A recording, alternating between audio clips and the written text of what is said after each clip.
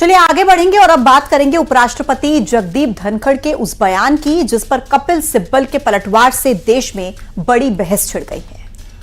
दरअसल संविधान के जानकार कहते हैं कि विधायिका और न्यायपालिका की शक्तियों को बांटने वाली रेखा इतनी बारीक है कि कभी कभी दोनों संस्थाएं एक दूसरे के कार्यक्षेत्र में दखलंदाजी करती हैं, जिसके बाद टकराव पैदा होता है। मौजूदा समय में दोनों संस्थाओं के बीच एक बार फिर से टकराव देखने को मिल रहा है।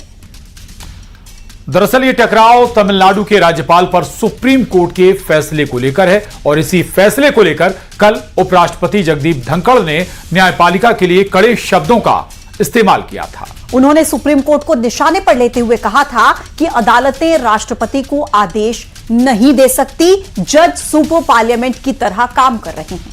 और संविधान का अनुच्छेद 142 न्यूक्लियर मिसाइल बन गया है। उन्होंने यह भी कहा था कि सिर्फ राष्ट्रपति और राज्यपाल को अभियोजन से छूट है और बाकी सब लोग जांच के दायरे में होने चाहिए। उपराष्ट्रपति की इस टिप्पणी पर सुप्रीम कोर्ट के सीनियर एडवोकेट और राज्यसभा सांसद कपिल सिब्बल ने पलटवार किया है। स्पीकर की चेयर होती है, वो बीच में होती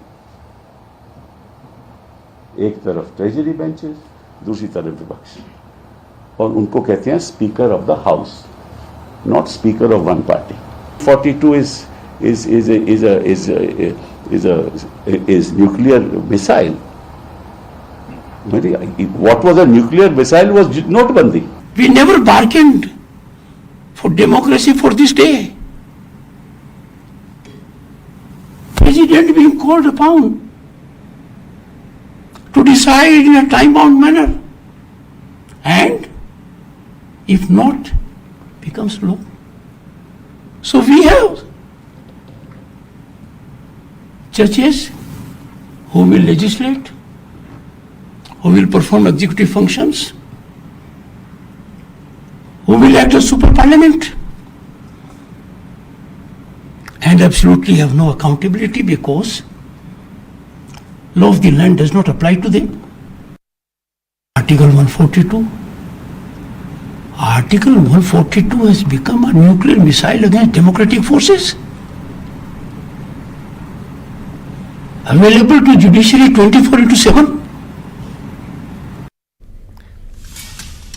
और वहीं इस मसले पर सलमान खुर्शीद ने कहा कि सुप्रीम कोर्ट का फैसला फाइनल है। फैसला आपके पक्ष में हो या विरोध में, आपको मानना ही पड़ेगा। जबकि सुप्रीम कोर्ट के पूर्व जज जस्टिस अजय रस्तोगी ने साफ साफ कहा कि सुप्रीम कोर्ट अब अपनी सीमाएं लांघ रहा है। अजय रस्तोगी ने यह भी कहा कि राष्ट्रपति सुप्रीम कोर्ट के ऊपर है, इसलिए सुप्रीम कोर्ट राष्ट्रपति को आदेश नहीं दे सकती। सुप्रीम कोर्ट जो है वो फाइनल है, सुप्रीम कोर्ट को हम मानते हैं। अब ये नहीं कह सकते कि सुप्रीम कोर्ट जब हमारे हित की बात करेगा तब हम स्वीकार करेंगे और जो हमारे खिलाफ जाएगा तो हम उसको नकार देंगे, ये नहीं आप कह सकते हैं।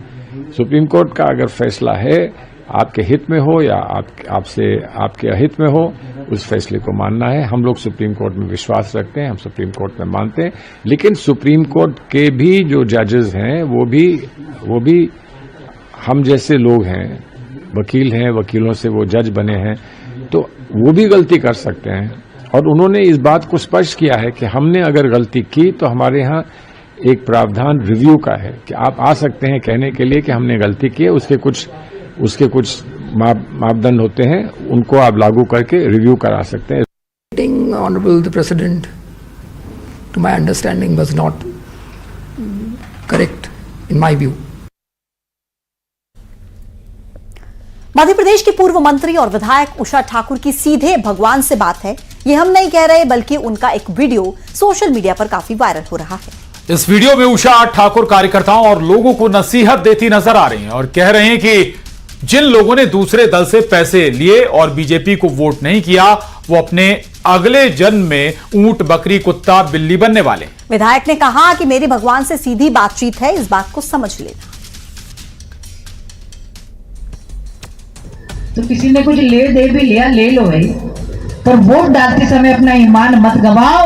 वोट तो भारतीय जनता पार्टी को ही देना। अगले जन्म में दिख रहा है ना आपको, ऊंट भेड़ बकरी कुत्ते बिल्ली, जो लोकतंत्र बेचेगा वो यही बनने वाले हैं, पक्का लिखना। पूर्व मंत्री और विधायक उषा ठाकुर का एक अजब और गजब बयान काफी वायरल हो रहा है। कार्यकर्ताओं को संबोधित करते हुए उषा ठाकुर ने कहा कि जो वोट बेचेंगे वो अगले जन्म में कुत्ता बिल्ली बनने वाले हैं। तो किसी ने कुछ ले दे भी लिया, ले लो भाई, पर वोट डालते समय अपना ईमान मत गवाओ।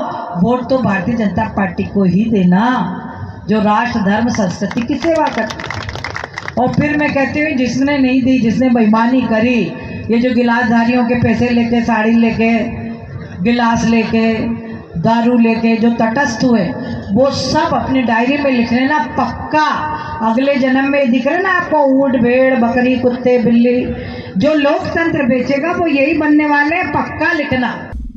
इतना ही नहीं, उषा ठाकुर यही नहीं रुकी। कार्यकर्ताओं से उन्होंने कहा कि उनकी भगवान से सीधी बातचीत है। शायद आपको सुनने में अजीब लगा हो, लेकिन ये खुद उषा ठाकुर बोल रही हैं। अगले जन्म में दिख रहा है ना आपको, ऊंट भेड़ बकरी कुत्ते बिल्ली, जो लोकतंत्र बेचेगा वो यही बनने वाले हैं, पक्का लिखना। भगवान से मेरी सीधी बातचीत है, विश्वास करना मेरा। अब उषा ठाकुर के बयान पर सियासत भी गर्मा गई है। कांग्रेस ने बीजेपी पर निशाना साधा, उधर बीजेपी ने कांग्रेस के आरोपों पर हमला बोला।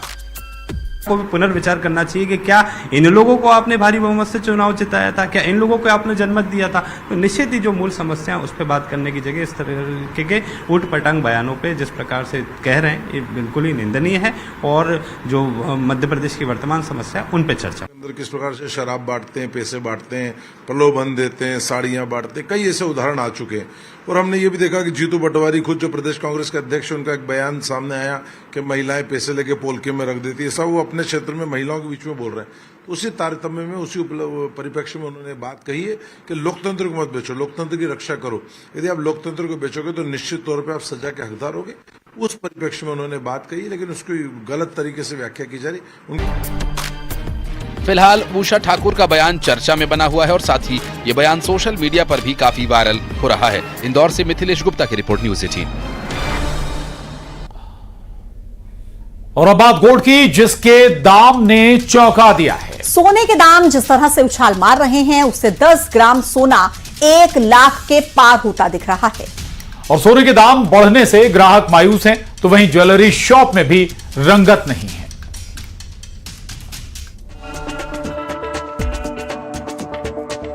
शादी का सीजन चल रहा है, ऐसे में ज्वेलरी शॉप में तो काफी हलचल रहती है।